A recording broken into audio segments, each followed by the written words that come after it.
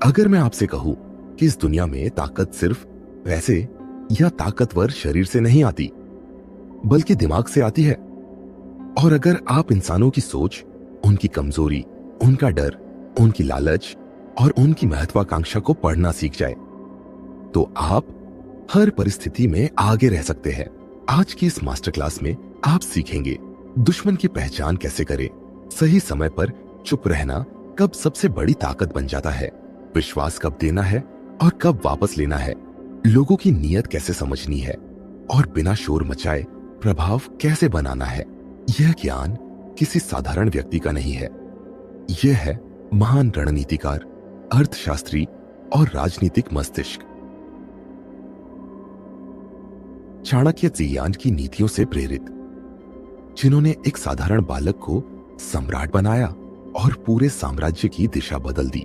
अगर आप भी दिमाग से खेल जीतना चाहते हैं तो वीडियो को अभी लाइक करें, चैनल को सब्सक्राइब करें, क्योंकि आज से आपकी सोच बदलने वाली है। Strategic silence. क्या आपने कभी सोचा है कि सबसे खतरनाक व्यक्ति वह नहीं होता जो सबसे ज्यादा बोलता है, बल्कि वह होता है जो सब कुछ सुनता है और बहुत कम बोलता है। युद्ध मैदान में तलवार चमकती है, पर असली जीत अक्सर उस मौन में जन्म लेती है जहां दुश्मन को पता भी नहीं चलता कि उसका विश्लेषण किया जा चुका है। आज का अध्याय है स्ट्रेटेजिक साइलेंस, यानी रणनीतिक मौन। यह सिर्फ चुप रहना नहीं है, यह सोच समझकर उद्देश्यपूर्ण शक्ति से भरा हुआ मौन है। चाणक्य का मानना था कि जो व्यक्ति अपने विचारों को हर समय प्रकट करता है वह अपनी शक्ति स्वयं कम कर देता है। शब्द तीर की तरह होते हैं, एक बार निकल जाए तो वापस नहीं आते, लेकिन मौन ढाल भी है और तलवार भी। जब आप कम बोलते हैं तो लोग असहज होने लगते हैं, वे आपके मन को पढ़ने की कोशिश करते हैं, वे अनुमान लगाते हैं और इसी अनुमान के खेल में वे अपनी असली सोच खोल देते हैं। स्ट्रेटेजिक साइलेंस का पहला सिद्धांत है ऑब्जर्व मोर, स्पीक लेस। जब आप किसी सभा, मीटिंग या रिश्ते में होते हैं तो तुरंत प्रतिक्रिया देने की आदत छोड़िए। ज्यादातर लोग अपनी बात साबित करने के लिए जल्दी बोलते हैं, लेकिन जो व्यक्ति शांत रहता है वह सबकी बातें सुनकर उनके शब्दों के पीछे की भावना पकड़ लेता है। कौन असुरक्षित है, कौन घबराया हुआ है, कौन झूठ बोल रहा है, यह सब तब दिखता है जब आप खुद शोर नहीं कर रहे होते। मौन आपको भावनात्मक नियंत्रण देता है। जब कोई आपको उकसाता है, अपमान करता है या आपकी परीक्षा लेता है और आप तुरंत प्रतिक्रिया नहीं देते, तो आप खेल का स्तर बदल देते हैं। सामने वाला उम्मीद करता है कि आप गुस्से में बोलेंगे, बहस करेंगे या सफाई देंगे, लेकिन जब आप शांत रहते हैं तो उसे समझ नहीं आता कि अगला कदम क्या होगा। यही अनिश्चितता आपकी शक्ति बनती है। स्ट्रेटेजिक साइलेंस का दूसरा पहलू है इंफॉर्मेशन एक्सट्रैक्शन। जब आप कम बोलते हैं, लोग खुद को भरने के लिए ज्यादा बोलते हैं। बातचीत में मौन का एक छोटा सा अंतराल सामने वाले को मजबूर करता है कि वह और बोले। यह एक मनोवैज्ञानिक सत्य है। अगर आप किसी से प्रश्न पूछकर चुप हो जाए और आंखों में देखकर बस प्रतीक्षा करे, तो वह व्यक्ति अक्सर आवश्यकता से अधिक जानकारी दे देता है। चाणक्य जानते थे कि जानकारी ही असली संपत्ति है। जिसने जानकारी पर नियंत्रण पा लिया, उसने परिस्थिति पर नियंत्रण पा लिया। लेकिन जानकारी पाने के लिए शोर नहीं, धैर्य चाहिए। मौन वह जाल है जिसमें लोग खुद फंसते हैं। स्ट्रेटेजिक साइलेंस का तीसरा तत्व है इमोशनल डिटैचमेंट। जब आप हर बात पर प्रतिक्रिया देते हैं तो आप दूसरों के नियंत्रण में होते हैं। वे जानते हैं कि आपको कैसे ट्रिगर करना है, लेकिन जब आप प्रतिक्रिया रोक देते हैं तो आप उनके बटन निष्क्रिय कर देते हैं। यह कमजोरी नहीं है, यह उच्च स्तर की आत्म नियंत्रण क्षमता है। ध्यान रखिए, मौन का मतलब डरना नहीं है। कई लोग सोचते हैं कि जो व्यक्ति चुप है वह कमजोर है, लेकिन असली खेल यह है कि आप अंदर से पूरी तरह जागरूक हो, विश्लेषण कर रहे हो, रणनीति बना रहे हो और बाहर से स्थिर दिखे। यह दोहरी परत वाली शक्ति है। स्ट्रेटेजिक साइलेंस का उपयोग कब करना चाहिए? जब भावनाएं उच्च स्तर पर हो, जब सामने वाला उकसाने की कोशिश कर रहा हो, जब आपको पूरी जानकारी नहीं मिली हो, जब आप अपनी योजना प्रकट नहीं करना चाहते हो। और कब नहीं? जब स्पष्टता आवश्यक हो, जब नेतृत्व के लिए निर्देश देना जरूरी हो, जब अन्याय के खिलाफ आवाज उठानी हो। यही संतुलन आपको साधारण व्यक्ति से अलग बनाता है। एक और गहरा पहलू है प्रेजेंस पावर। जब आप कम बोलते हैं तो आपके शब्दों का मूल्य बढ़ जाता है। यदि आप हर समय बोलते हैं तो लोग आपको सामान्य मानने लगते हैं। लेकिन जब आप अधिकतर समय सुनते हैं और केवल आवश्यक क्षणों में बोलते हैं तो आपके शब्द निर्णय की तरह प्रतीत होते हैं। लोग ध्यान से सुनते हैं। सोचिए, जंगल का शेर हर समय दहाड़ता नहीं, वह शांत रहता है, देखता है, प्रतीक्षा करता है। उसकी खामोशी ही उसका प्रभाव है। इसी तरह स्ट्रेटेजिक साइलेंस आपकी आंतरिक शक्ति को बाहरी प्रभाव में बदल देता है। इस अध्याय का अंतिम और सबसे महत्वपूर्ण बिंदु है सेल्फ मास्टरी। यदि आप खुद को नियंत्रित नहीं कर सकते तो आप किसी परिस्थिति को नियंत्रित नहीं कर सकते। मौन का अभ्यास करें। प्रतिक्रिया देने से पहले 3 सेकंड रुके। किसी बहस में तुरंत अपनी राय न दें। लोगों को खुद को उजागर करने दें। धीरे धीरे आप पाएंगे कि लोग आपको हल्के में लेना बंद कर देंगे। वे आपकी उपस्थिति को महसूस करेंगे। वे आपके शब्दों की प्रतीक्षा करेंगे। और सबसे महत्वपूर्ण, आप अपनी ऊर्जा बचाएंगे। स्ट्रेटेजिक साइलेंस कोई ट्रिक नहीं है, यह जीवन की रणनीति है। यह आपको भावनात्मक रूप से अजेय बनाती है। यह आपको मानसिक रूप से ऊंचा उठाती है। और यह आपको उस स्तर पर ले जाती है जहां आप खेल नहीं खेलते, आप खेल को नियंत्रित करते हैं। आज से निर्णय लीजिए। हर बात का उत्तर देना जरूरी नहीं है। हर उकसावे का जवाब देना जरूरी नहीं है।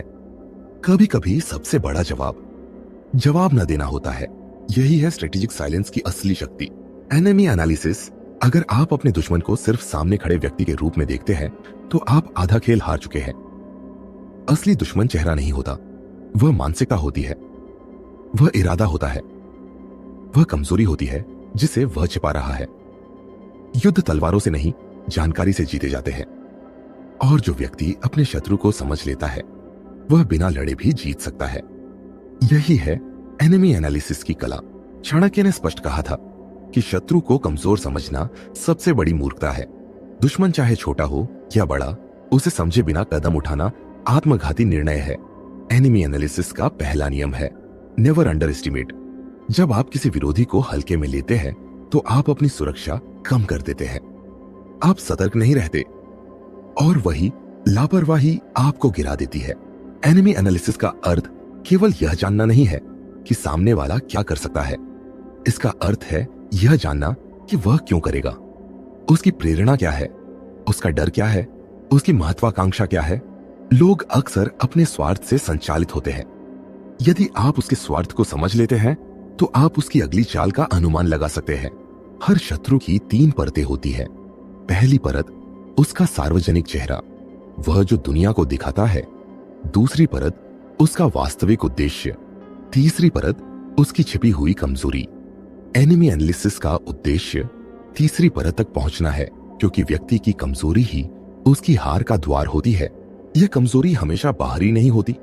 कभी यह उसका अहंकार होता है, कभी उसकी असुरक्षा, कभी उसकी अधीरता, कभी उसकी लालच। यदि कोई व्यक्ति जल्दी गुस्सा हो जाता है तो आप जानते हैं कि उसे उकसाकर असंतुलित किया जा सकता है।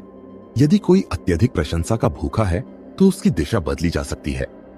यदि कोई अत्यधिक सावधान है तो उसे भ्रमित किया जा सकता है। लेकिन ध्यान रहे, एनिमी एनालिसिस का अर्थ चालाकी से हमला करना नहीं है। इसका अर्थ है तैयारी करना। जब आप शत्रु का विश्लेषण करते हैं तो आप अपनी सुरक्षा मजबूत करते हैं।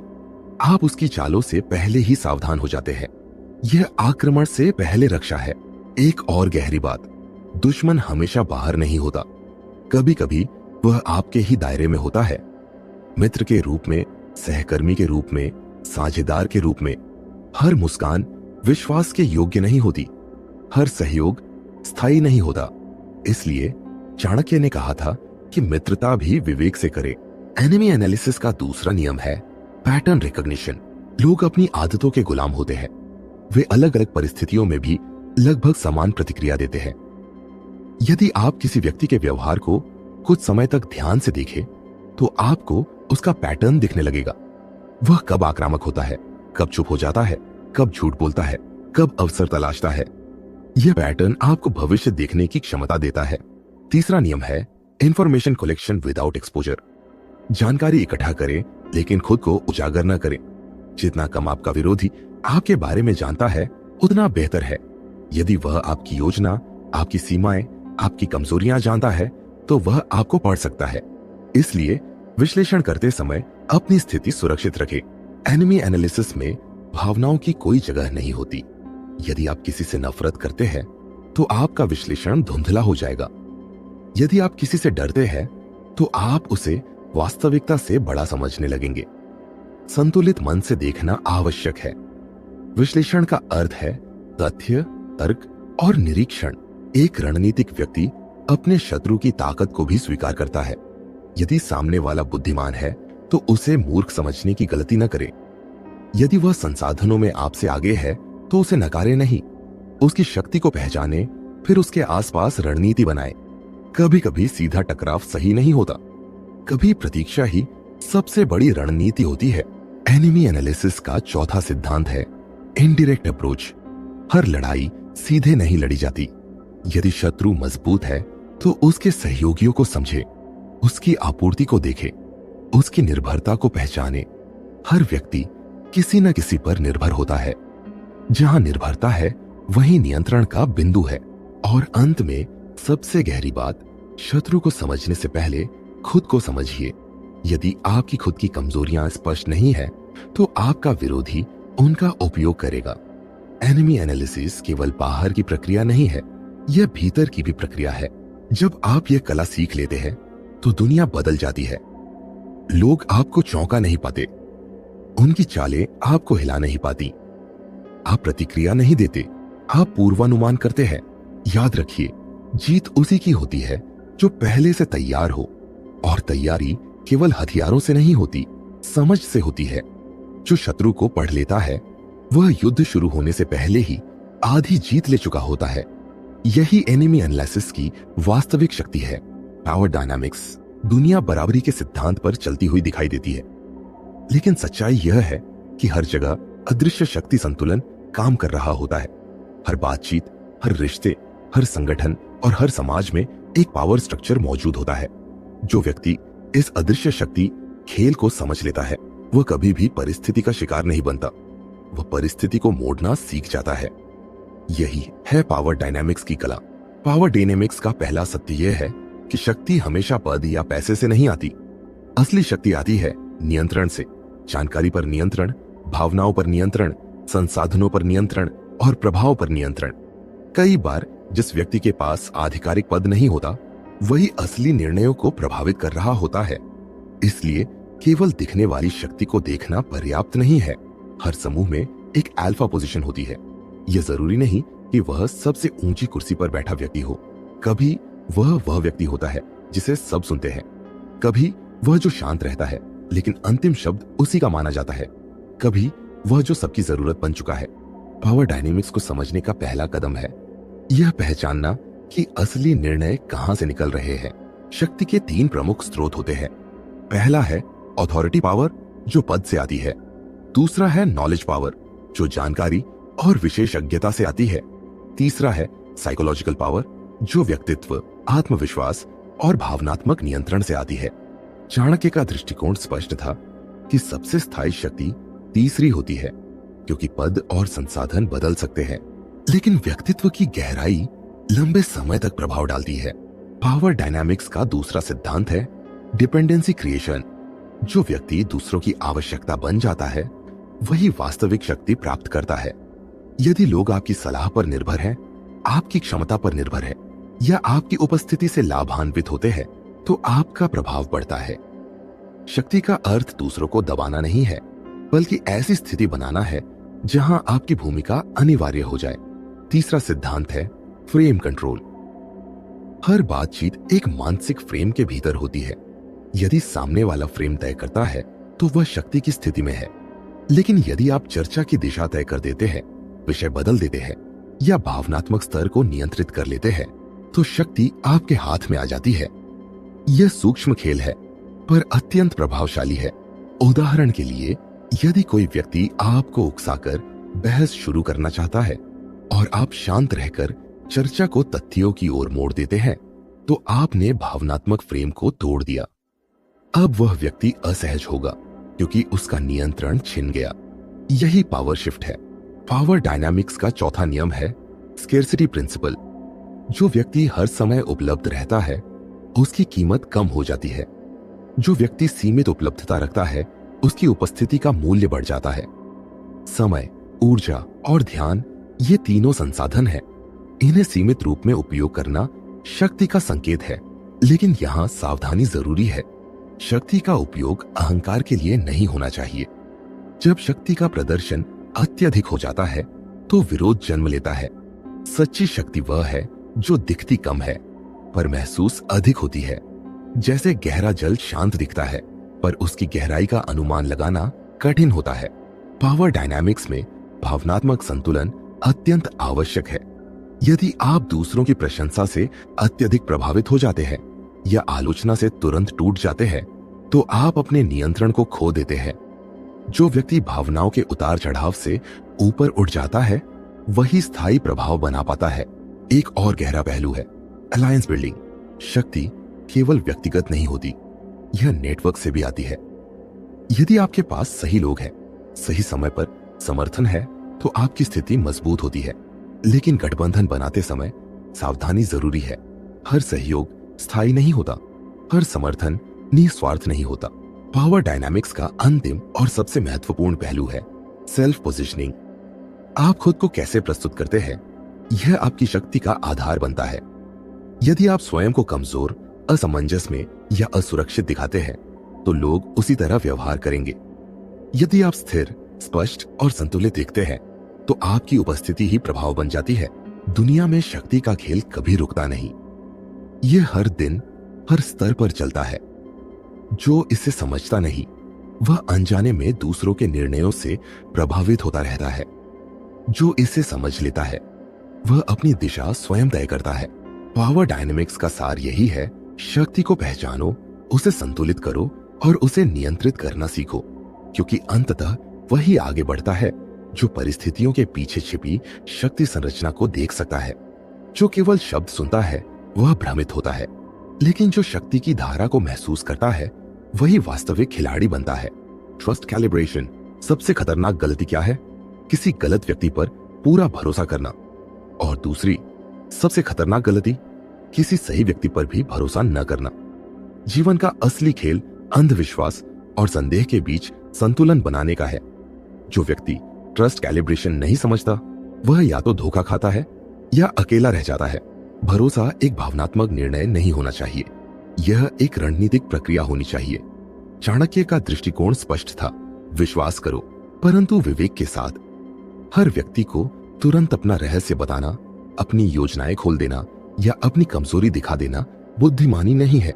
विश्वास धीरे धीरे दिया जाता है, परखा जाता है और समय के साथ बढ़ाया जाता है। ट्रस्ट कैलिब्रेशन का पहला सिद्धांत है ग्रेजुअल एक्सपोजर। किसी को भी अपनी पूरी सच्चाई एक साथ मत दिखाइए। पहले छोटी जानकारी साझा करें, देखें वह उसे कैसे संभालता है। क्या वह गोपनीयता रखता है? क्या वह आपके शब्दों को दूसरों के सामने दोहराता है? क्या वह आपकी बात का सम्मान करता है? छोटे परीक्षण बड़े परिणाम बताते हैं। दूसरा सिद्धांत है कंसिस्टेंसी ऑब्जर्वेशन। शब्दों से ज्यादा व्यवहार पर ध्यान दीजिए।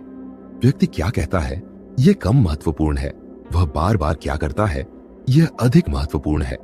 यदि उसके शब्द और कर्म मेल नहीं खाते तो भरोसा सीमित रखें। लोग झूठ बोल सकते हैं लेकिन उनका पैटर्न सच बता देता है। ट्रस्ट कैलिब्रेशन का तीसरा पहलू है इमोशनल न्यूट्रलिटी। कई बार हम भावनाओं में बहकर भरोसा कर लेते हैं। प्रशंसा सुनकर, सहानुभूति पाकर या अकेलेपन में किसी पर निर्भर होकर हम जल्दी खुल जाते हैं। यही वह क्षण होता है जब गलती होती है। विश्वास निर्णय से आना चाहिए, भावना से नहीं। हर व्यक्ति को 3 श्रेणियों में रखना सीखिए। पहली श्रेणी आउटर सर्कल, ये परिचित लोग हैं, सामान्य जानकारी तक सीमित। दूसरी श्रेणी फंक्शनल सर्कल, ये वे लोग हैं जिनके साथ आप काम करते हैं लेकिन सीमित विश्वास रखते हैं। तीसरी श्रेणी इनर सर्कल, यहां बहुत कम लोग आते हैं जिन्हें आप समय, अनुभव और परीक्षण के बाद स्वीकार करते हैं। सबसे बड़ी भूल है किसी को बिना परीक्षण के इनर सर्कल में प्रवेश दे देना, क्योंकि जब कोई आपके सबसे करीब होता है वही सबसे अधिक नुकसान पहुंचा सकता है। ट्रस्ट कैलिब्रेशन का चौथा नियम है बाउंड्री अवेयरनेस। भरोसा का अर्थ सीमाएं हटाना नहीं है। यदि आप किसी पर विश्वास करते हैं, तब भी आपकी व्यक्तिगत सीमाएं स्पष्ट होनी चाहिए। जो व्यक्ति आपकी सीमाओं का सम्मान नहीं करता, वह विश्वास के योग्य नहीं है। एक और महत्वपूर्ण बात, रेसिप्रोकल इन्वेस्टमेंट। यदि आप किसी पर भरोसा कर रहे हैं, तो देखें क्या वह भी समान स्तर का निवेश कर रहा है। क्या वह भी अपनी ओर से प्रयास करता है या केवल आप ही दे रहे हैं। एक तरफा विश्वास धीरे धीरे असंतुलन पैदा करता है। चाणक्य की नीति में विश्वास और संदेह दोनों का स्थान था। उन्होंने कहा कि राजा को मित्रों पर भी नजर रखनी चाहिए, परंतु हर समय शंका में भी नहीं जीना चाहिए। यह संतुलन ही नेतृत्व की पहचान है। ट्रस्ट कैलिब्रेशन का पांचवां तत्व है रिकवरी प्लानिंग। यदि विश्वास टूट जाए तो क्या? बुद्धिमान व्यक्ति पहले से ही मानसिक रूप से तैयार रहता है। वह अपनी सारी शक्ति एक व्यक्ति पर निर्भर नहीं करता। वह वैकल्पिक व्यवस्था रखता है। इससे विश्वास टूटने पर भी वह बिखरता नहीं। विश्वास का एक और गहरा स्तर है सेल्फ ट्रस्ट। यदि आपको अपने निर्णयों पर भरोसा नहीं है, तो आप दूसरों के निर्णयों पर निर्भर हो जाते हैं, और यही निर्भरता आपको कमजोर बनाती है। पहले खुद पर विश्वास मजबूत कीजिए। अपनी समझ, अपने निरीक्षण, अपने अनुभव पर भरोसा कीजिए। ट्रस्ट कैलिब्रेशन का अंतिम सार यह है कि भरोसा न तो मुफ्त में बांटा जाता है और न ही पूरी तरह रोका जाता है। यह मापा जाता है, संतुलित किया जाता है और परिस्थिति के अनुसार समायोजित किया जाता है। जो व्यक्ति अंधविश्वासी होता है, वह जल्दी टूटता है। जो अत्यधिक संदेही होता है, वह कभी गहरे संबंध नहीं बना पाता। लेकिन जो संतुलित होता है, वह सुरक्षित भी रहता है और प्रभावी भी। याद रखिए, विश्वास शक्ति है, लेकिन अनियंत्रित विश्वास कमजोरी बन सकता है। इसलिए भरोसा कीजिए, पर आंखें खुली रखकर, क्योंकि खेल में वही टिकता है जो दिल और दिमाग दोनों का संतुलन बनाए रखता है। Emotional detachment. आपकी सबसे बड़ी ताकत क्या है? आपकी बुद्धि, आपका आत्मविश्वास, आपकी योजना? नहीं, आपकी सबसे बड़ी ताकत है आपकी भावनाओं पर नियंत्रण। क्योंकि जिस दिन आपकी भावनाएं आपके निर्णय लेने लगती हैं, उसी दिन आपकी शक्ति कमजोर पड़ने लगती है। दुनिया भावनाओं से नहीं, निर्णयों से चलती है। और जो व्यक्ति इमोशनल डिटैचमेंट सीख लेता है, वह हर खेल में स्थिर रहता है। इमोशनल डिटैचमेंट का अर्थ यह नहीं है कि आप भावनाहीन बन जाएं। इसका अर्थ है कि आपकी भावनाएं आपको नियंत्रित न करें। आप उन्हें महसूस करें, समझें, लेकिन उनके प्रभाव में निर्णय न लें। चाणक्य की नीति में यह स्पष्ट था कि शासक को व्यक्तिगत भावनाओं से ऊपर उठकर राज्य के हित में निर्णय लेना चाहिए, क्योंकि भावनात्मक निर्णय अक्सर तात्कालिक राहत देते हैं, लेकिन दीर्घकालिक नुकसान करते हैं। पहला सिद्धांत है रिस्पॉन्स ओवर रिएक्शन। प्रतिक्रिया और प्रतिक्रिया में अंतर समझिए। रिएक्शन तुरंत होती है, बिना सोच के। रिस्पॉन्स सोच समझकर दी जाती है। जब कोई आपको अपमानित करता है और आप तुरंत क्रोधित हो जाते हैं, तो आपने उसे शक्ति दे दी। लेकिन यदि आप शांत रहते हैं और समय लेकर जवाब देते हैं, तो आपने नियंत्रण अपने हाथ में रखा। इमोशनल डिटैचमेंट का दूसरा नियम है आउटकम इंडिपेंडेंस। जब आप किसी परिणाम से अत्यधिक जुड़ जाते हैं, तो आप कमजोर हो जाते हैं। यदि आप किसी व्यक्ति की स्वीकृति पर निर्भर हैं, किसी अवसर के मिलने पर अत्यधिक आश्रित है, या किसी संबंध के टूटने से डरते हैं, तो सामने वाला आपकी भावनाओं का उपयोग कर सकता है। स्वतंत्रता शक्ति है। परिणाम से अलग होकर काम करना स्थिरता देता है। तीसरा सिद्धांत है ट्रिगर अवेयरनेस। हर व्यक्ति के कुछ भावनात्मक बटन होते हैं।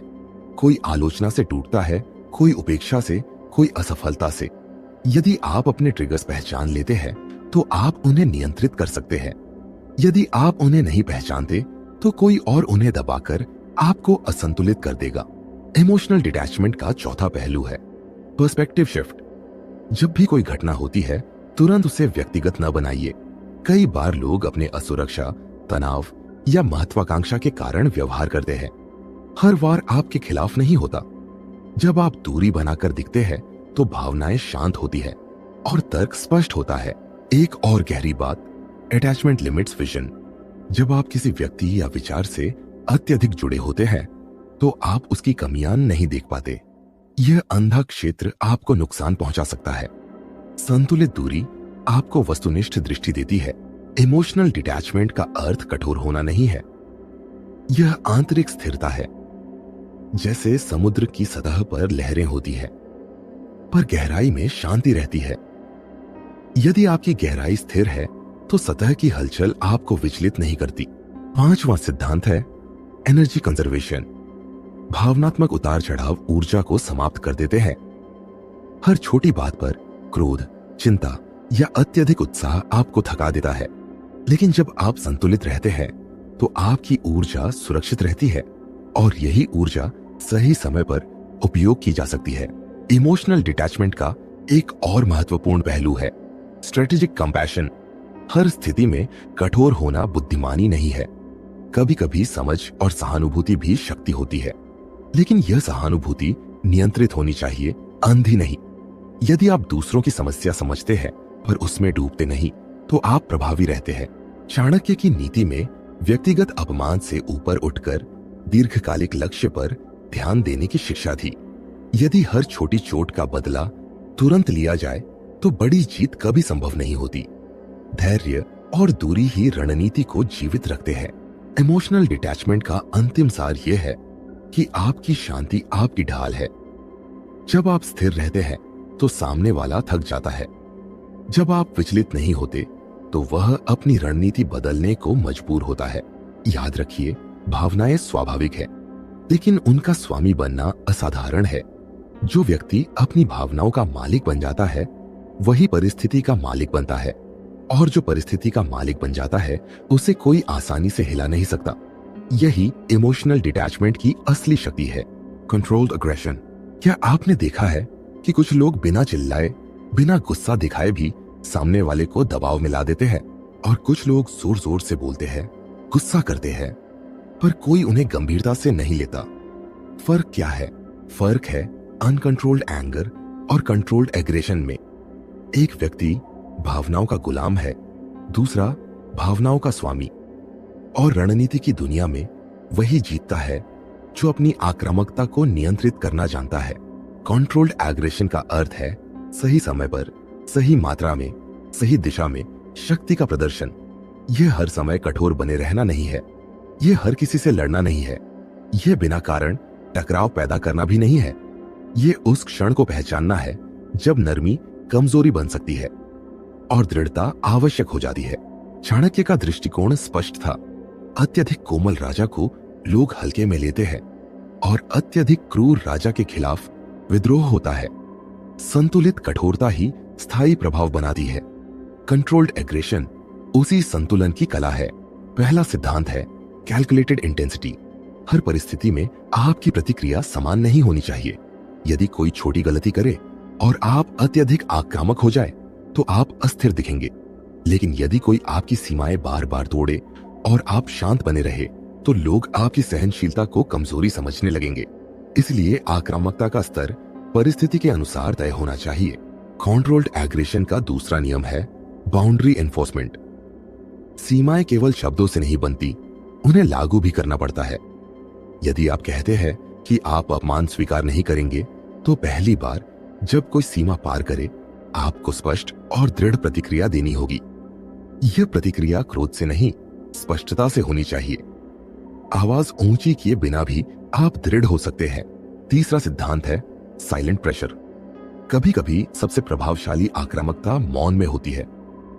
जब आप किसी को उसकी गलती का एहसास शांत निगाहों से कराते हैं, जब आप तुरंत प्रतिक्रिया नहीं देते लेकिन अपना रुख स्पष्ट रखते हैं, तो सामने वाला मानसिक दबाव महसूस करता है। यह दबाव बिना शोर के पैदा होता है। कंट्रोल्ड एग्रेशन का चौथा पहलू है रेपुटेशन पावर। यदि लोगों को पता है कि आप सामान्यतः शांत रहते हैं, लेकिन जब सीमा पार होती है तो आप दृढ़ता से खड़े होते हैं, तो वे आपकी सीमाओं का सम्मान करते हैं। लेकिन यदि आप हर समय आक्रामक रहते हैं तो आपकी कठोरता सामान्य हो जाती है और उसका प्रभाव कम हो जाता है। पांचवां सिद्धांत है इमोशनल डिसिप्लिन। यदि आपकी आक्रामकता व्यक्तिगत आहत भावना से जन्म लेती है तो वह अनियंत्रित होगी, लेकिन यदि वह सिद्धांतों और सीमाओं से जन्म लेती है तो वह नियंत्रित होगी। यह अंतर बहुत गहरा है। व्यक्तिगत गुस्सा बदले की ओर ले जाता है, लेकिन सिद्धांत आधारित कठोरता सम्मान की ओर। कंट्रोल्ड एग्रेशन का उपयोग नेतृत्व में विशेष रूप से महत्वपूर्ण है। यदि नेता अत्यधिक नरम हो तो अनुशासन ढीला पड़ जाता है। यदि वह अत्यधिक कठोर हो तो भय का वातावरण बनता है। लेकिन यदि वह संतुलित कठोरता रखता है तो लोग उसकी सीमाओं को समझते हैं और उसका सम्मान करते हैं। एक और गहरी बात, एग्रेशन एज डिटरेंस। कभी कभी शक्ति का प्रदर्शन इसलिए किया जाता है ताकि भविष्य में टकराव न हो। यदि एक बार स्पष्ट संदेश दे दिया जाए कि आप अन्याय या अपमान सहन नहीं करेंगे, तो कई संभावित संघर्ष स्वतः समाप्त हो जाते हैं। यह अनावश्यक युद्ध से बचने की रणनीति है। कंट्रोल्ड एग्रेशन का छठा सिद्धांत है टाइमिंग प्रिसिजन। समय से पहले आक्रामक होना मूर्खता है और समय के बाद आक्रामक होना कमजोरी। सही क्षण पहचानना ही असली कौशल है। जब परिस्थिति परिपक्व हो जाए, जब तथ्य स्पष्ट हो और जब आपकी स्थिति मजबूत हो, तभी दृढ़ कदम उठाएं। सातवां पहलू है नॉन वर्बल डोमिनेंस। कई बार शब्दों से अधिक शरीर की भाषा प्रभाव डालती है। सीधी मुद्रा, स्थिर दृष्टि, धीमी और स्पष्ट आवाज, यह सब बिना गुस्से के भी शक्ति का संकेत देते हैं। यदि आप अंदर से अस्थिर हैं, तो आपकी आक्रामकता केवल शोर बन जाएगी। कंट्रोल्ड एग्रेशन में एक खतरा भी है, ओवरयूज। यदि आप हर स्थिति में कठोरता दिखाएंगे तो लोग आपसे दूरी बनाने लगेंगे। शक्ति का प्रदर्शन सीमित और रणनीतिक होना चाहिए। यह हथियार की तरह है, हर समय बाहर नहीं रखा जाता, लेकिन आवश्यकता पड़ने पर प्रभावी रूप से उपयोग किया जाता है। चाणक्य की नीति में दंड का सिद्धांत था, लेकिन साथ में दया और नीति भी थी। दंड तभी प्रभावी है जब वह न्यायपूर्ण हो। यदि आपकी आक्रामकता न्यायपूर्ण है तो लोग उसे स्वीकार करते हैं। यदि वह स्वार्थपूर्ण है तो विरोध जन्म लेता है। कंट्रोल्ड एग्रेशन का अंतिम और सबसे महत्वपूर्ण तत्व है इनर स्ट्रेंथ। यदि आप अंदर से असुरक्षित हैं, तो आप आक्रामकता का उपयोग अपनी कमजोरी छिपाने के लिए करेंगे। लेकिन यदि आप अंदर से स्थिर हैं, तो आपकी कठोरता स्वाभाविक और संतुलित होगी। याद रखिए, दुनिया केवल कोमलता से नहीं चलती। कभी कभी स्पष्ट और दृढ़ रुख लेना आवश्यक होता है, लेकिन वह रुख शांति से आना चाहिए, क्रोध से नहीं। जो व्यक्ति अपनी आक्रामकता को नियंत्रित करना सीख लेता है, वह डर का नहीं, सम्मान का पात्र बनता है। उसकी उपस्थिति ही संकेत होती है कि सीमाएं स्पष्ट है, और जब सीमाएं स्पष्ट हो तो अराजकता कम हो जाती है।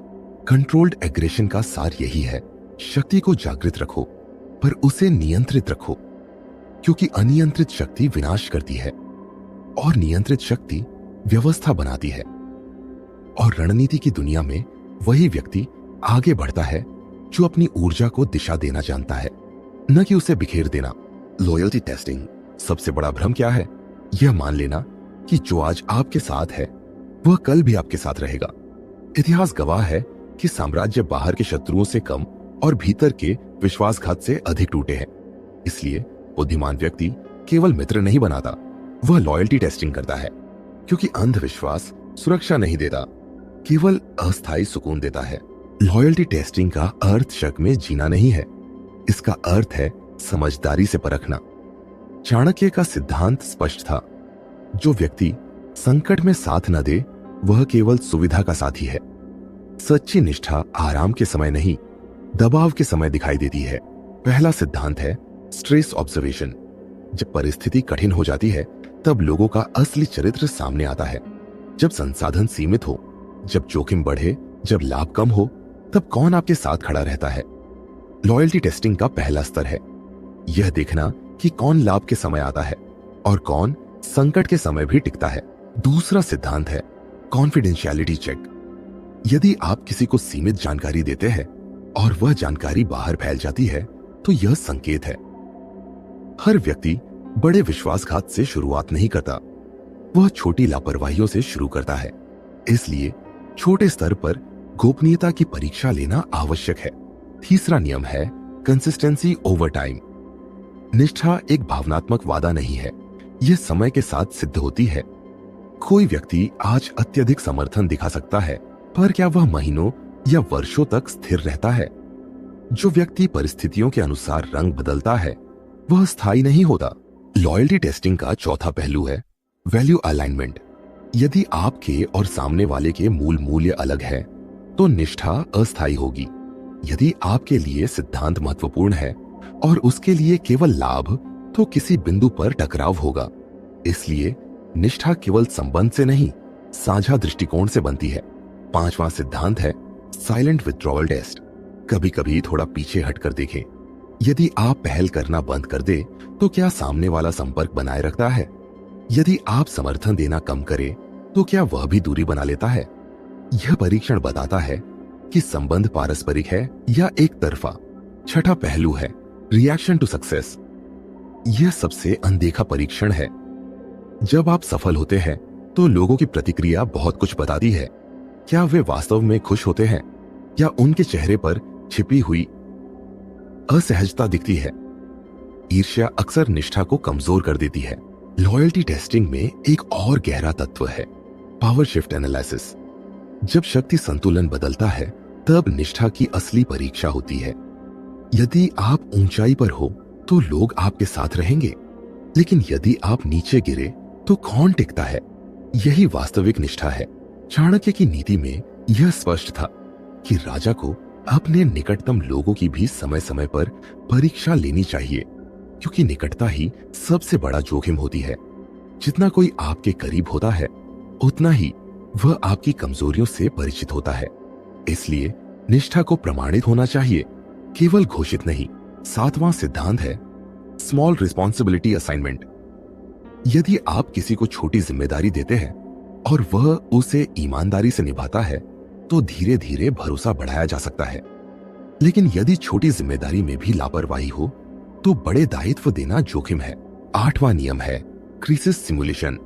हर समय वास्तविक संकट का इंतजार करना बुद्धिमानी नहीं है। कभी कभी जानबूझकर सीमित चुनौती देकर देखिए कि कौन खड़ा रहता है। यह रणनीतिक परीक्षण है, लेकिन सावधानी आवश्यक है। लॉयल्टी टेस्टिंग का उद्देश्य लोगों को गिराना नहीं है, इसका उद्देश्य स्वयं को सुरक्षित रखना है। यदि आप हर समय संदेह में रहेंगे तो आप स्वस्थ संबंध नहीं बना पाएंगे। संतुलन आवश्यक है। लॉयल्टी टेस्टिंग का एक और महत्वपूर्ण पहलू है सेल्फ लॉयल्टी। यदि आप स्वयं अपने सिद्धांतों के प्रति निष्ठावान नहीं हैं, तो दूसरों से निष्ठा की अपेक्षा कैसे करेंगे? जो व्यक्ति स्वयं अस्थिर है उसके आसपास स्थिर लोग टिकते नहीं। निष्ठा का मूल्य तभी समझ आता है जब वह दुर्लभ हो। हर मुस्कान निष्ठा नहीं होती, हर प्रशंसा सच्ची नहीं होती, लेकिन जो व्यक्ति आपके कठिन समय में बिना शोर के खड़ा रहता है वही वास्तविक साथी है।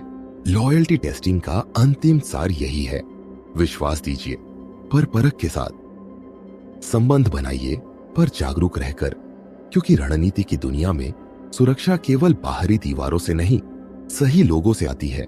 जो व्यक्ति निष्ठा को पहचानना सीख लेता है वह विश्वासघात से टूटता नहीं, वह पहले से तैयार रहता है, और जो तैयार रहता है उसे गिराना कठिन होता है। यही लॉयल्टी टेस्टिंग की असली शक्ति है, सुरक्षा, स्थिरता और रणनीतिक स्पष्टता। Information warfare. युद्ध हमेशा तलवारों से नहीं लड़े जाते, कई बार युद्ध शब्दों से लड़े जाते हैं, और सबसे खतरनाक युद्ध वह होता है जो दिखाई नहीं देता। यह युद्ध है इंफॉर्मेशन वॉरफेयर, जहां हथियार है जानकारी, अफवाह, धारणा और भ्रम। जो इस युद्ध को समझ लेता है वह बिना शोर किए भी परिणाम बदल सकता है। इंफॉर्मेशन वॉरफेयर का पहला सत्य है परसेप्शन इज पावर। लोग वास्तविकता पर नहीं, अपनी धारणा पर प्रतिक्रिया देते हैं। यदि धारणा बदल दी जाए तो निर्णय बदल जाते हैं। यदि लोगों को यह विश्वास दिला दिया जाए कि कोई व्यक्ति कमजोर है तो भले ही वह मजबूत हो, उसके खिलाफ वातावरण बन सकता है। और यदि किसी को प्रभावशाली प्रस्तुत किया जाए तो लोग उसे उसी नजर से देखने लगते हैं। चाणक्य ने स्पष्ट रूप से कहा था कि सूचना का नियंत्रण ही राज्य की सुरक्षा है। यदि शत्रु आपकी योजनाओं को जानता है तो वह आपकी चालों का अनुमान लगा सकता है, लेकिन यदि आपके पास उसकी जानकारी है और वह अंधेरे में है तो शक्ति संतुलन आपके पक्ष में है। इंफॉर्मेशन वॉरफेयर का दूसरा सिद्धांत है कंट्रोल्ड डिस्क्लोजर। हर जानकारी साझा करने योग्य नहीं होती। बुद्धिमान व्यक्ति जानता है कि क्या कहना है, कब कहना है और किसे कहना है। यदि आप अपनी सारी योजनाएं खुले में रख देंगे तो आपके विरोधी तैयार हो जाएंगे। तीसरा नियम है नैरेटिव फ्रेमिंग। कहानी कौन सुना रहा है यह परिणाम तय करता है।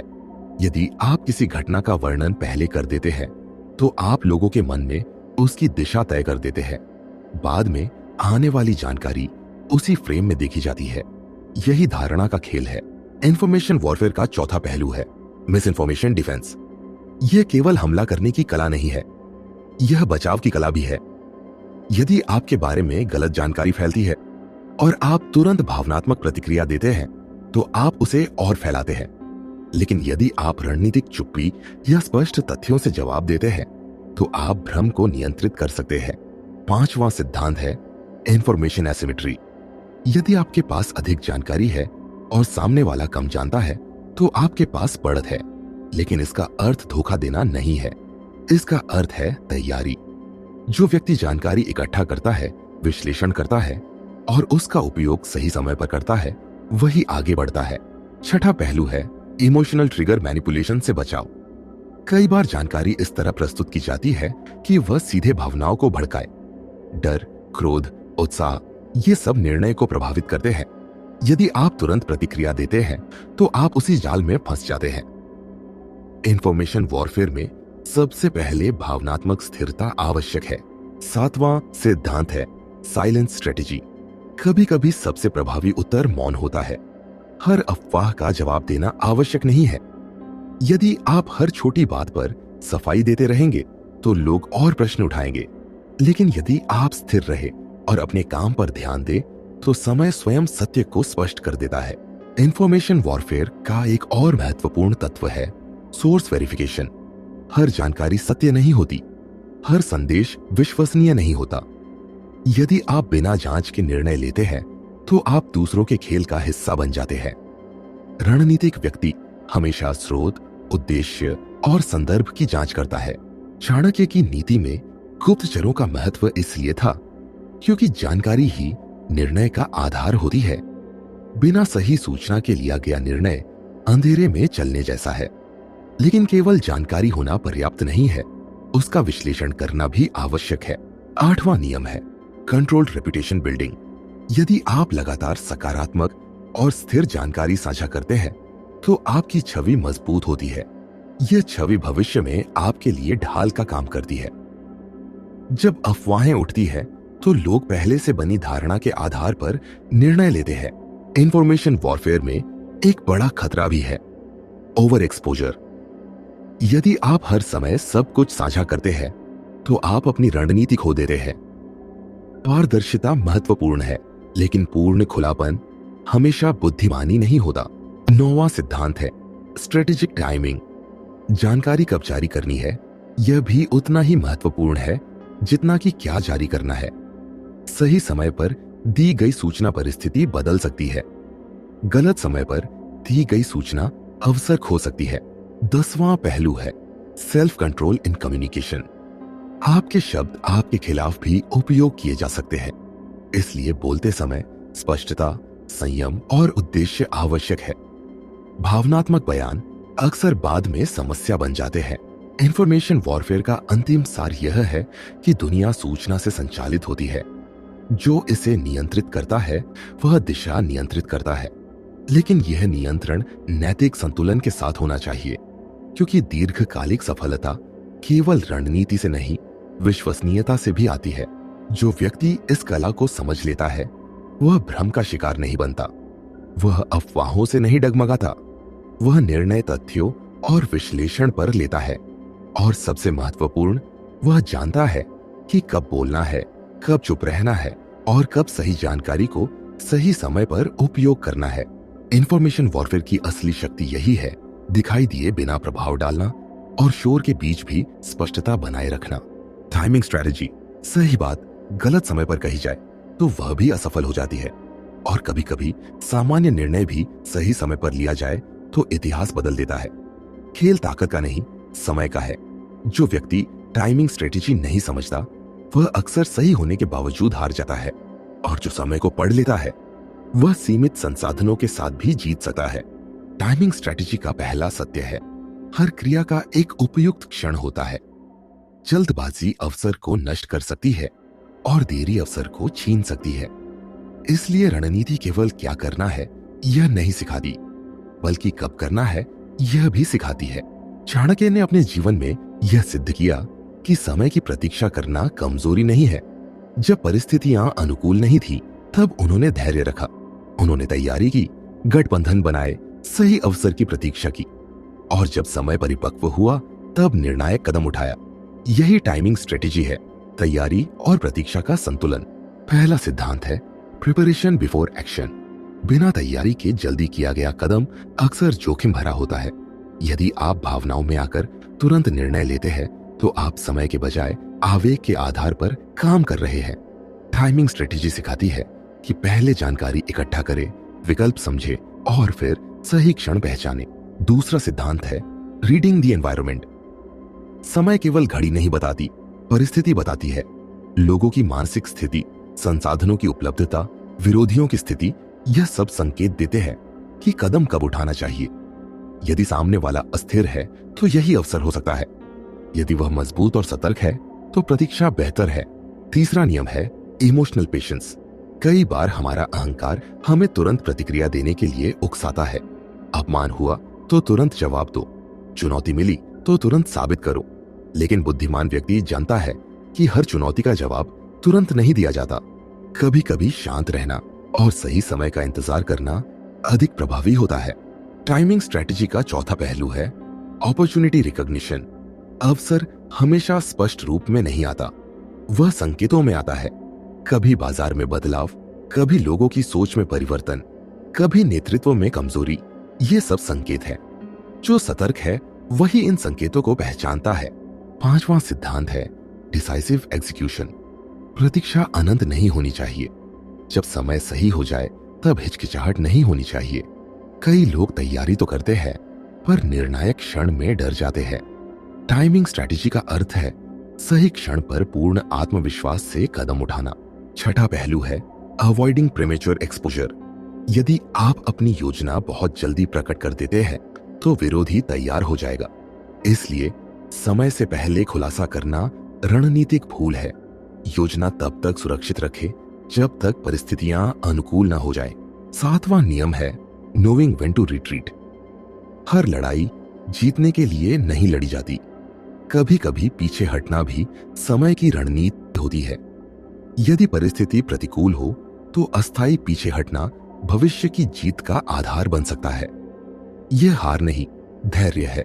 टाइमिंग स्ट्रेटेजी का एक और महत्वपूर्ण तत्व है मोमेंटम बिल्डिंग।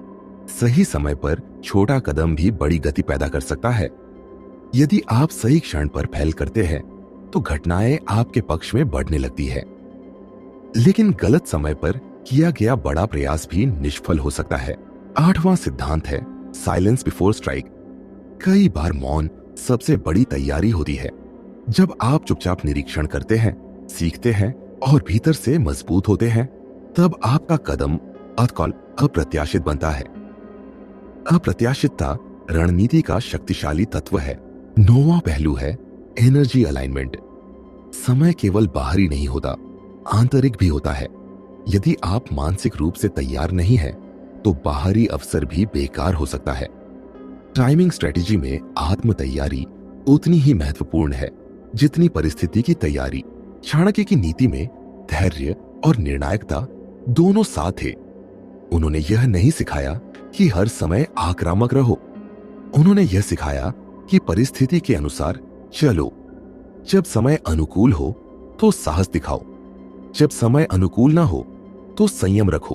टाइमिंग स्ट्रेटेजी का अंतिम सार यही है, समय को दुश्मन मत समझो, उसे साथी बनाओ। जल्दबाजी से बचो पर अवसर हाथ से न जाने दो। तैयारी करो, संकेत पढ़ो और निर्णायक क्षण पहचानो। जो व्यक्ति समय को समझ लेता है वह परिस्थिति का गुलाम नहीं रहता।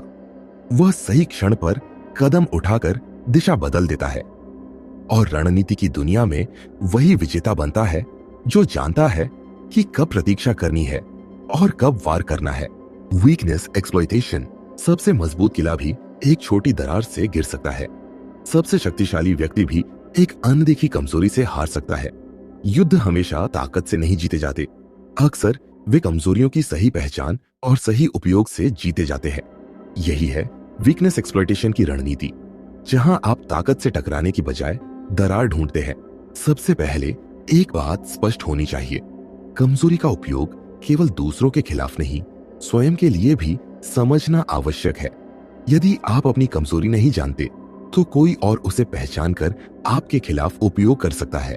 इसलिए यह अध्याय केवल आक्रमण की नहीं, आत्म जागरूकता की भी रणनीति है। वीकनेस एक्सप्लॉयटेशन का पहला सिद्धांत है ऑब्जर्वेशन डेप्थ। हर व्यक्ति के पास कोई ना कोई मानसिक, भावनात्मक या व्यवहारिक कमजोरी होती है। कोई प्रशंसा का भूखा होता है, कोई आलोचना से डरता है, कोई जल्दी क्रोधित होता है, कोई अस्वीकृति से टूट जाता है। जो व्यक्ति सतही व्यवहार से आगे जाकर इन पैटर्न को देखता है, वही असली रणनीतिकार होता है। दूसरा सिद्धांत है ईगो मैपिंग। अहंकार अक्सर सबसे बड़ी कमजोरी होता है। यदि किसी व्यक्ति को अपनी बुद्धि पर अत्यधिक गर्व है तो उसे चुनौती देकर असंतुलित किया जा सकता है। यदि किसी को अपनी छवि की चिंता है तो उस छवि को खतरे में डालकर दबाव बनाया जा सकता है। लेकिन यहां संतुलन आवश्यक है। यह समझ के लिए है, विनाश के लिए नहीं। तीसरा नियम है इमोशनल ट्रिगर आइडेंटिफिकेशन। हर व्यक्ति के कुछ बटन होते हैं। कुछ लोग अपमान से तुरंत प्रतिक्रिया देते हैं, कुछ अनदेखी से, कुछ प्रतिस्पर्धा से। यदि आप जानते हैं कि कौन सा बटन दबाने पर सामने वाला असंतुलित होगा, तो आप परिस्थिति को अपने पक्ष में मोड़ सकते हैं। वीकनेस एक्सप्लॉयटेशन का चौथा पहलू है रिसोर्स डिपेंडेंसी एनालिसिस। कई बार कमजोरी व्यक्ति के स्वभाव में नहीं, उसकी निर्भरता में होती है। यदि कोई व्यक्ति किसी विशेष संसाधन, पद या समर्थन पर अत्यधिक निर्भर है, तो वही उसकी संवेदनशील जगह है। निर्भरता नियंत्रण का द्वार बन सकती है। पांचवां सिद्धांत है पेशेंस बिफोर एक्शन। कमजोरी पहचान लेना पर्याप्त नहीं है, उसे कब और कैसे उपयोग करना है, यह अधिक महत्वपूर्ण है। जल्दबाजी में किया गया प्रयास चेतावनी दे सकता है, लेकिन सही समय पर सूक्ष्म तरीके से किया गया उपयोग निर्णायक हो सकता है। छठा पहलू है इनडायरेक्ट प्रेशर। सीधा हमला अक्सर प्रतिरोध पैदा करता है, लेकिन यदि आप कमजोरी के आसपास हल्का दबाव बनाते हैं तो सामने वाला स्वयं गलती कर सकता है। उदाहरण के लिए, यदि कोई व्यक्ति अत्यधिक अधीर है तो प्रतीक्षा कराकर उसे स्वयं गलती करने दी जा सकती है। सातवां नियम है अवॉइड ओवर एक्सप्लॉयटेशन। यदि आप किसी की कमजोरी का अत्यधिक उपयोग करते हैं तो वह सतर्क हो जाएगा। रणनीति में संतुलन आवश्यक है। एक बार संकेत दे देना पर्याप्त होता है कि आप समझते हैं, उसके बाद सामने वाला स्वयं सावधान रहेगा। वीकनेस एक्सप्लॉयटेशन का एक गहरा पहलू है सेल्फ कंट्रोल। यदि आप स्वयं भावनात्मक रूप से कमजोर हैं तो आप दूसरों की कमजोरी का उपयोग करने से पहले ही खुद फंस सकते हैं। इसलिए पहले अपनी असुरक्षाएं पहचानें। यदि आपको प्रशंसा की आवश्यकता है तो कोई आपको प्रभावित कर सकता है। यदि आप अस्वीकृति से डरते हैं तो कोई आपको नियंत्रित कर सकता है। आठवां सिद्धांत है साइकोलॉजिकल डिस्टेंस। कमजोरी का विश्लेषण भावनाओं से नहीं, वस्तुनिष्ठ दृष्टि से होना चाहिए। यदि आप व्यक्तिगत नफरत या बदले की भावना से प्रेरित हैं तो आपका निर्णय धुंधला हो जाएगा। रणनीति में स्पष्टता आवश्यक है। नौवां पहलू है स्ट्रेटेजिक मर्सी। हर कमजोरी का उपयोग करना आवश्यक नहीं है। कभी कभी किसी की कमजोरी समझकर उसे अनदेखा करना भी शक्ति है। यदि आप हर समय दूसरों की कमियों का लाभ उठाएंगे तो आपके खिलाफ अविश्वास बढ़ेगा। दीर्घकालिक सफलता संतुलन से आती है। चाणक्य की नीति में यह स्पष्ट था कि शत्रु की कमजोरी पहचानो पर स्वयं को भी सुरक्षित रखो। उन्होंने यह भी सिखाया कि यदि किसी की कमजोरी उसे विनाश की ओर ले जा रही है तो उसे अवसर देकर सुधरने का मार्ग देना भी बुद्धिमानी है, क्योंकि स्थायी स्थिरता केवल जीत से नहीं, संतुलन से आती है। 10वां सिद्धांत है पैटर्न रीइंफोर्समेंट। यदि कोई व्यक्ति बार बार एक ही गलती करता है तो वह उसकी स्थायी कमजोरी है। ऐसे पैटर्न को पहचानकर आप उसकी अगली चाल का अनुमान लगा सकते हैं। अनुमान ही बढ़त है। वीकनेस एक्सप्लॉयटेशन का अंतिम सार यह है दरार खोजो, दीवार से मत टकराओ। हर टकराव में ऊर्जा खर्च होती है, लेकिन यदि आप सही बिंदु पर हल्का दबाव डालते हैं तो परिणाम अधिक प्रभावी होता है। परंतु याद रखिए, यह ज्ञान जिम्मेदारी के साथ आता है।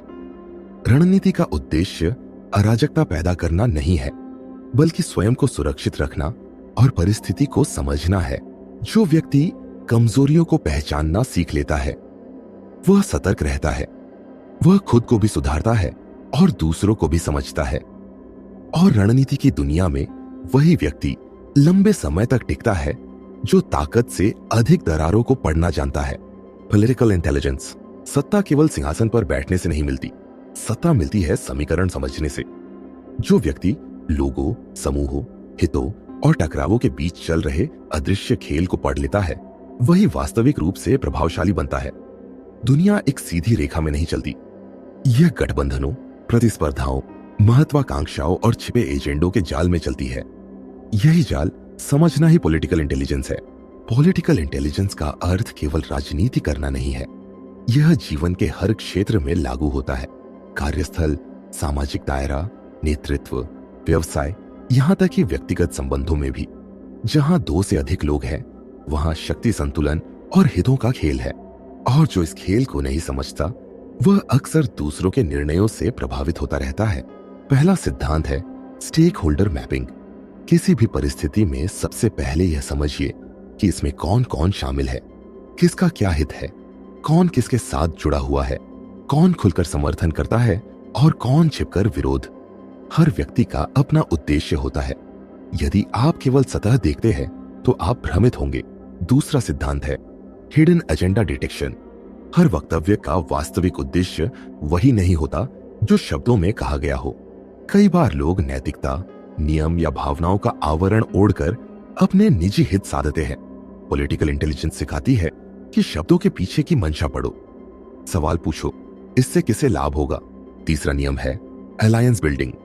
कोई भी व्यक्ति अकेले स्थायी शक्ति नहीं बना सकता। गठबंधन आवश्यक है, लेकिन गठबंधन भावनाओं पर नहीं, साझा हितों पर टिकते हैं। यदि हित बदलते हैं तो संबंध भी बदल सकते हैं। इसलिए गठबंधन बनाते समय दीर्घकालिक दृष्टि और विकल्प दोनों रखें। पॉलिटिकल इंटेलिजेंस का चौथा पहलू है न्यूट्रल पोजीशनिंग। हर संघर्ष में तुरंत पक्ष लेना बुद्धिमानी नहीं है। कभी कभी तटस्थ रहकर स्थिति का निरीक्षण करना बेहतर होता है। जल्दबाजी में लिया गया पक्ष आपको अनावश्यक दुश्मन दे सकता है। सही समय पर सही पक्ष चुनना ही रणनीति है। पांचवां सिद्धांत है रिप्यूटेशन मैनेजमेंट। राजनीति केवल शक्ति का नहीं, छवि का भी खेल है। यदि आपकी छवि स्थिर, विश्वसनीय और संतुलित है तो लोग आपको गंभीरता से लेते हैं। यदि आपकी छवि अस्थिर या स्वार्थी है तो आपके निर्णयों पर प्रश्न उठेंगे। छवि एक ढाल भी है और हथियार भी। छठा पहलू है इंफॉर्मेशन फ्लो कंट्रोल। कौन सी जानकारी किस तक पहुंचे, यह भी राजनीति का हिस्सा है। हर सत्य हर व्यक्ति के लिए नहीं होता। यदि आप जानकारी का प्रवाह समझदारी से नियंत्रित करते हैं तो आप दिशा को प्रभावित कर सकते हैं। सातवां नियम है रीडिंग पावर सेंटर्स। हर व्यवस्था में एक से अधिक शक्ति केंद्र होते हैं। कुछ आधिकारिक होते हैं, कुछ अनौपचारिक। कभी वरिष्ठ अधिकारी शक्ति केंद्र होता है, कभी वह व्यक्ति जो सबका विश्वास जीत चुका हो। पॉलिटिकल इंटेलिजेंस का अर्थ है असली प्रभावशाली बिंदु पहचानना। आठवां सिद्धांत है कॉन्फ्लिक्ट यूटिलाइजेशन। हर संघर्ष नकारात्मक नहीं होता। कभी कभी दो पक्षों के बीच का टकराव अवसर बन सकता है। यदि आप संतुलन बनाए रखते हुए मध्यस्थ की भूमिका निभाते हैं तो आपका प्रभाव बढ़ सकता है, लेकिन इसमें सावधानी आवश्यक है। नौवां पहलू है लॉन्ग टर्म विजन। राजनीति तात्कालिक लाभ का खेल नहीं है। जो केवल आज की जीत देखता है वह कल हार सकता है। पॉलिटिकल इंटेलिजेंस सिखाती है कि आज का निर्णय 5 साल बाद कैसा दिखेगा, यह भी सोचो। 10वां सिद्धांत है इमोशनल डिटैचमेंट इन पॉलिटिक्स। यदि आप व्यक्तिगत भावनाओं के आधार पर निर्णय लेते हैं तो आप अस्थिर हो जाते हैं। राजनीति में निर्णय हित और परिणाम के आधार पर ले लिए जाते हैं, न कि केवल पसंद नापसंद पर। 11वां नियम है कंट्रोल्ड एम्बिशन। महत्वाकांक्षा आवश्यक है, लेकिन अत्यधिक महत्वाकांक्षा आपको असुरक्षित बना सकती है। यदि लोग महसूस करें कि आप हर कीमत पर ऊपर जाना चाहते हैं तो वे सतर्क हो जाएंगे। संतुलित महत्वाकांक्षा अधिक सुरक्षित है। चाणक्य की नीति में राजनीतिक बुद्धिमत्ता का उच्चतम स्तर दिखाई देता है। उन्होंने केवल शत्रु से नहीं, परिस्थिति से भी मुकाबला किया। उन्होंने गठबंधन बनाए, सही समय पर समर्थन बदला और हमेशा दीर्घकालिक लक्ष्य को प्राथमिकता दी। पॉलिटिकल इंटेलिजेंस का अंतिम सार यही है। लोगों को समझो, समीकरण पढ़ो और बिना अनावश्यक शोर के अपनी स्थिति मजबूत करो। हर बात सीधे नहीं कही जाती, हर निर्णय सार्वजनिक नहीं होता। कई बार सबसे प्रभावशाली कदम वह होता है जो चुपचाप उठाया गया हो। जो व्यक्ति पॉलिटिकल इंटेलिजेंस सीख लेता है, वह केवल प्रतिक्रिया देने वाला नहीं रहता, वह परिस्थिति के पीछे चल रही धारा को समझने लगता है। और जो धारा को समझ लेता है, वह दिशा बदलने की क्षमता भी प्राप्त कर लेता है। यही इस कला की असली शक्ति है। Fear management. इस दुनिया में सबसे बड़ा नियंत्रण किसके पास है? जिसके पास डर को नियंत्रित करने की क्षमता है। डर इंसान को घुटनों पर ला सकता है, उसकी बुद्धि को धुंधला कर सकता है और उसे ऐसे निर्णय लेने पर मजबूर कर सकता है जिनका वह बाद में पछतावा करता है। लेकिन वही डर यदि समझ लिया जाए और नियंत्रित कर लिया जाए तो असाधारण शक्ति में बदल सकता है। यही है फियर मैनेजमेंट की कला। डर दो प्रकार का होता है। पहला, वास्तविक खतरे से उत्पन्न, जो हमें सतर्क करता है और सुरक्षा देता है। दूसरा, कल्पनाओं, असुरक्षाओं और सामाजिक दबाव से उत्पन्न, जो हमें कमजोर बनाता है। रणनीतिक व्यक्ति दोनों में अंतर करना सीखता है। फियर मैनेजमेंट का पहला सिद्धांत है फियर आइडेंटिफिकेशन। आप किससे डरते हैं? असफलता से, अस्वीकृति से, अपमान से, हानि से? जब तक आप अपने डर को नाम नहीं देंगे, तब तक आप उसे नियंत्रित नहीं कर पाएंगे। अनजाना डर सबसे खतरनाक होता है क्योंकि वह छाया की तरह पीछा करता है। दूसरा सिद्धांत है एक्सपोजर स्ट्रैटेजी। जिस चीज से आप डरते हैं, उससे नियंत्रित रूप में सामना करना आवश्यक है। यदि आप हर बार डर से बचते हैं, तो वह और बड़ा हो जाता है। लेकिन यदि आप धीरे धीरे उसका सामना करते हैं, तो उसका प्रभाव घटने लगता है। यह मानसिक अभ्यास है। तीसरा नियम है लॉजिकल रिफ्रेमिंग। डर अक्सर भविष्य की कल्पना पर आधारित होता है। यदि ऐसा हुआ तो, यदि मैं असफल हुआ तो। लेकिन रणनीतिक दृष्टिकोण यह पूछता है, यदि ऐसा हुआ भी तो मैं क्या करूंगा? जब आप संभावित परिणामों की योजना बना लेते हैं, तो डर कम हो जाता है क्योंकि अनिश्चितता घट जाती है। फियर मैनेजमेंट का चौथा पहलू है इमोशनल न्यूट्रलाइजेशन। जब डर सक्रिय होता है, तो शरीर और मन दोनों अस्थिर हो जाते हैं। हृदय गति बढ़ती है, विचार तेज हो जाते हैं। ऐसे समय में निर्णय लेना खतरनाक है, इसलिए पहले स्वयं को स्थिर करना आवश्यक है। गहरी सांस, मौन, दूरी, ये साधारण तकनीकें भी आपको संतुलन दे सकती है। पांचवा सिद्धांत है फियर एज अ टूल। डर केवल बाधा नहीं है, संकेत भी है। यदि आपको किसी अवसर से डर लग रहा है, तो संभव है कि वही अवसर आपके विकास का द्वार हो। डर बताता है कि आप अपनी सीमा के बाहर कदम रखने वाले हैं। छठा पहलू है फियर प्रोजेक्शन अवेयरनेस। कई बार लोग जानबूझकर डर पैदा करते हैं। वे असफलता का भय दिखाकर, प्रतिष्ठा का डर दिखाकर या नुकसान की आशंका बताकर आपको नियंत्रित करने की कोशिश करते हैं। यदि आप अपने मन को स्थिर रखते हैं, तो आप पहचान सकते हैं कि यह वास्तविक खतरा है या केवल मानसिक दबाव। सातवां नियम है कंट्रोल्ड रिस्क टेकिंग। पूर्ण सुरक्षा का इंतजार करना मूर्खता है। जीवन में हर निर्णय में कुछ जोखिम होता है। फियर मैनेजमेंट सिखाता है कि जोखिम को समझकर, मापकर और तैयारी के साथ स्वीकार किया जाए। बिना सोचे जोखिम लेना लापरवाही है, लेकिन हर जोखिम से बचना भी कमजोरी है। आठवां सिद्धांत है सेल्फ कॉन्फिडेंस बिल्डिंग। आत्मविश्वास डर का प्रतिरोधक है। जब आप अपने कौशल, अनुभव और तैयारी पर भरोसा करते हैं, तो डर की तीव्रता कम हो जाती है।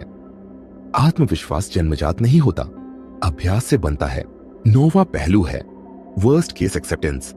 यदि आप सबसे खराब संभावित परिणाम को मानसिक रूप से स्वीकार कर लेते हैं, तो उसका भय घट जाता है, क्योंकि अब वह अज्ञात नहीं रहा।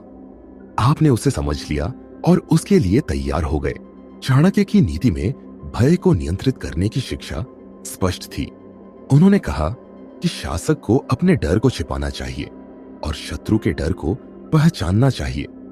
जो स्वयं भयभीत है वह दूसरों का नेतृत्व नहीं कर सकता। 10वां सिद्धांत है फियर बैलेंस। अत्यधिक निडरता भी खतरनाक है। यदि व्यक्ति को किसी चीज का डर ही ना हो तो वह लापरवाह हो सकता है। संतुलित भय ही सावधानी देता है। 11वां पहलू है इन्फ्लुएंस थ्रू कामनेस। जब आप संकट के समय शांत रहते हैं तो लोग स्वाभाविक रूप से आपकी ओर देखते हैं। आपकी स्थिरता दूसरों के डर को कम करती है। यही नेतृत्व की पहचान है। फियर मैनेजमेंट का अंतिम सार यह है, डर को दबाओ मत, उसे समझो, उससे भागो मत, उसका सामना करो। उसे शत्रु मत बनाओ, उसे संकेत बनाओ। जो व्यक्ति अपने डर का स्वामी बन जाता है वह परिस्थितियों से नहीं डरता, वह चुनौतियों को अवसर की तरह देखता है। और रणनीति की दुनिया में वही व्यक्ति टिकता है जो डर से नहीं, स्पष्टता से निर्णय लेता है। यही फियर मैनेजमेंट की असली शक्ति है। Resource control. जो व्यक्ति संसाधनों को नियंत्रित करता है वही दिशा नियंत्रित करता है। शक्ति केवल बल या शब्दों से नहीं आती। शक्ति आती है उस क्षमता से कि आपके पास क्या है, कितना है और आप उसे कैसे उपयोग करते हैं। चाहे वह धन हो, समय हो, जानकारी हो, संबंध हो या ऊर्जा। जो इनका नियंत्रण सीख लेता है वह परिस्थितियों का शिकार नहीं बनता, वह उन्हें आकार देता है। यही है रिसोर्स कंट्रोल की रणनीति। रिसोर्स कंट्रोल का पहला सत्य है, हर चीज संसाधन है।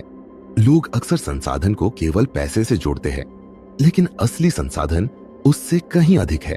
आपका समय संसाधन है, आपकी प्रतिष्ठा संसाधन है, आपकी नेटवर्किंग संसाधन है, आपकी विशेषज्ञता संसाधन है, यहां तक कि आपकी चुप्पी भी एक संसाधन है। पहला सिद्धांत है रिसोर्स अवेयरनेस। आपके पास क्या है यह स्पष्ट होना चाहिए। यदि आपको यह नहीं पता कि आपके पास कितनी ऊर्जा है, कितना समय है, कितने सहयोगी हैं, तो आप प्रभावी योजना नहीं बना सकते। जागरूकता ही नियंत्रण की शुरुआत है। दूसरा सिद्धांत है एलोकेशन स्ट्रैटेजी। संसाधन सीमित होते हैं, यदि आप उन्हें बिना योजना के खर्च करेंगे तो निर्णायक क्षण में आपके पास कुछ नहीं बचेगा। समय को कहां लगाना है, किस पर ऊर्जा खर्च करनी है, किस संबंध को प्राथमिकता देनी है, यह सब रणनीतिक निर्णय है। तीसरा नियम है स्कैरसिटी क्रिएशन। जो संसाधन अत्यधिक उपलब्ध होता है उसकी कीमत कम हो जाती है। यदि आप हर समय उपलब्ध हैं तो आपका समय सामान्य बन जाता है। यदि आपकी विशेषज्ञता हर किसी के लिए मुफ्त है तो उसका मूल्य घट जाता है। नियंत्रित उपलब्धता आपके प्रभाव को बढ़ाती है। रिसोर्स कंट्रोल का चौथा पहलू है डिपेंडेंसी लेवरेज। यदि लोग किसी चीज के लिए आप पर निर्भर हैं तो आपके पास प्रभाव है, लेकिन यह निर्भरता स्वाभाविक और संतुलित होनी चाहिए। जब लोग जानते हैं कि आपकी उपस्थिति से उन्हें लाभ मिलता है तो वे आपको गंभीरता से लेते हैं। पांचवां सिद्धांत है इंफॉर्मेशन एज रिसोर्स। जानकारी सबसे शक्तिशाली संसाधनों में से एक है। यदि आपके पास सही समय पर सही जानकारी है तो आप दूसरों से एक कदम आगे हैं। लेकिन जानकारी का संग्रह और संरक्षण दोनों आवश्यक है।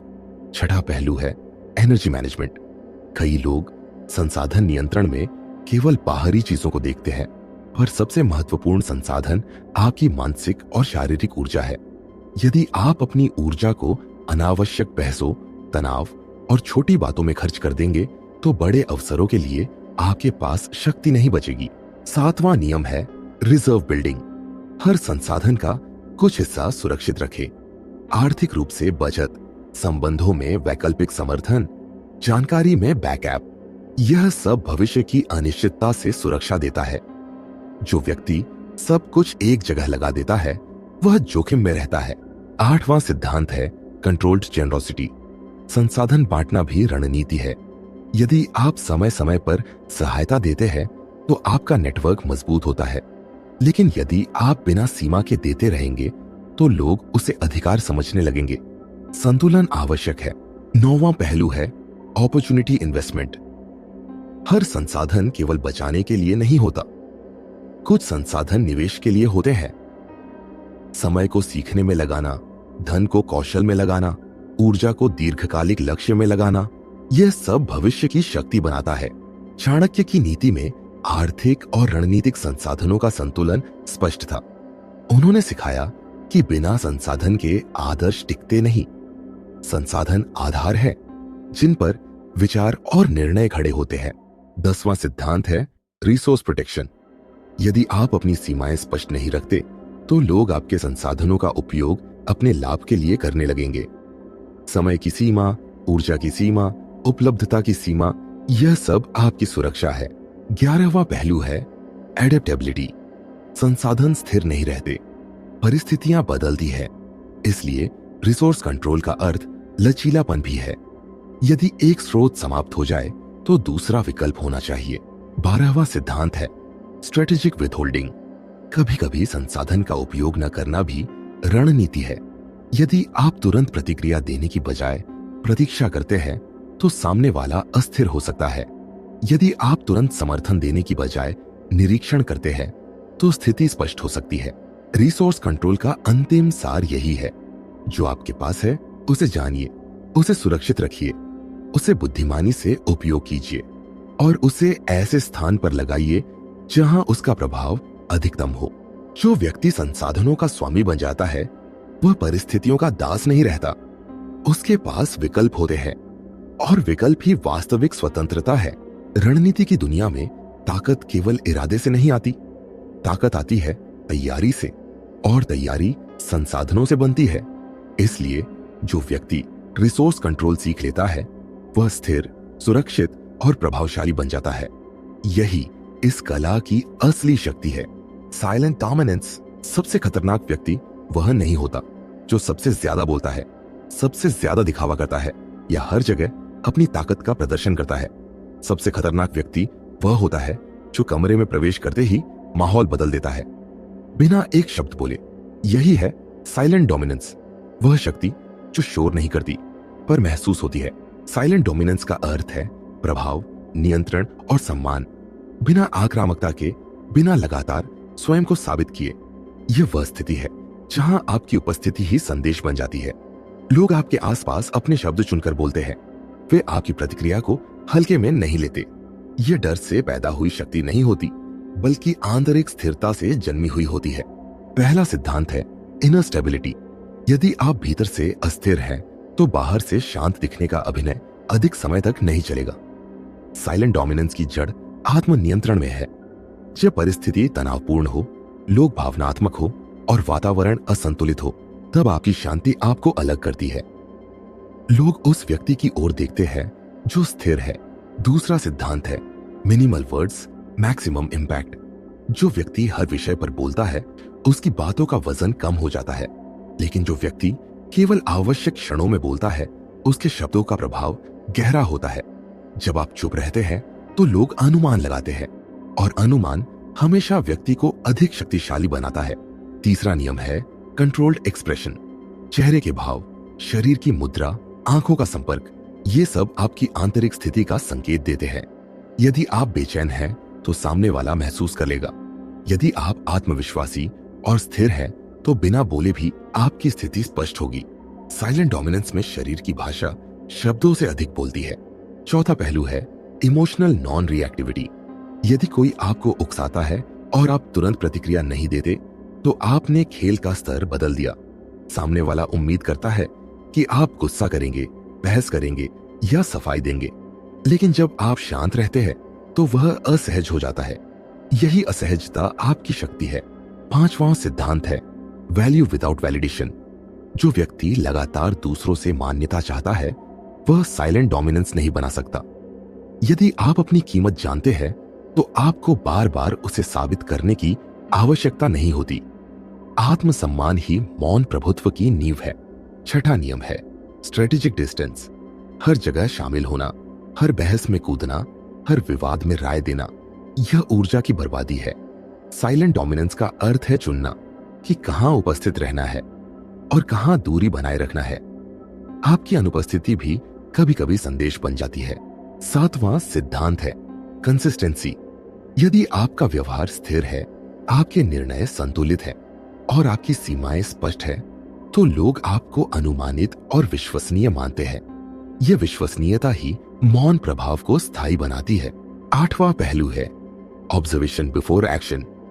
साइलेंट डोमिनेंस में जल्दबाजी नहीं होती। पहले निरीक्षण, फिर विश्लेषण, फिर निर्णय। जो व्यक्ति पहले समझता है और बाद में बोलता है, वह अक्सर अधिक प्रभावी होता है। 9वां सिद्धांत है नॉन डिपेंडेंस। यदि आप भावनात्मक या सामाजिक रूप से दूसरों पर निर्भर है, तो आपका प्रभाव कमजोर हो जाता है। स्वतंत्रता ही शक्ति है। जब लोग जानते हैं कि आप अकेले भी खड़े रह सकते हैं, तो वे आपको हल्के में नहीं लेते। चाणक्य की नीति में यह स्पष्ट था कि असली रणनीतिकार शोर नहीं करता, वह अपनी चालें शांतिपूर्वक चलता है। उसका प्रभाव अचानक नहीं, धीरे धीरे स्थापित होता है, और जब स्थापित हो जाता है तो उसे हटाना कठिन होता है। 10वां सिद्धांत है कंट्रोल्ड विजिबिलिटी। हर समय केंद्र में रहने की आवश्यकता नहीं है। कभी कभी पीछे रहकर भी आप दिशा प्रभावित कर सकते हैं। यदि लोग जानते हैं कि अंतिम निर्णय या अंतिम राय आपकी है, तो आपको हर क्षण बोलने की आवश्यकता नहीं होती। 11वां पहलू है सेल्फ मास्टरी ओवर ईगो। यदि आपका अहंकार आपको हर समय प्रतिक्रिया देने के लिए मजबूर करता है, तो मौन प्रभुत्व असंभव है। लेकिन यदि आप अपने अहंकार को नियंत्रित कर लेते हैं, तो आप परिस्थितियों के ऊपर उठ जाते हैं। साइलेंट डोमिनेंस का अंतिम सार यह है, अपनी ऊर्जा बचाओ, अपनी उपस्थिति को स्थिर बनाओ और अपनी सीमाओं को स्पष्ट रखो। जो व्यक्ति हर समय अपनी ताकत दिखाता है, वह अंततः थक जाता है। लेकिन जो व्यक्ति शांत रहकर प्रभाव बनाता है, वह लंबे समय तक टिकता है। याद रखिए, शेर हर समय दहाड़ता नहीं, उसकी खामोशी ही उसकी चेतावनी होती है। उसी तरह आपकी स्थिरता ही आपका संदेश होनी चाहिए।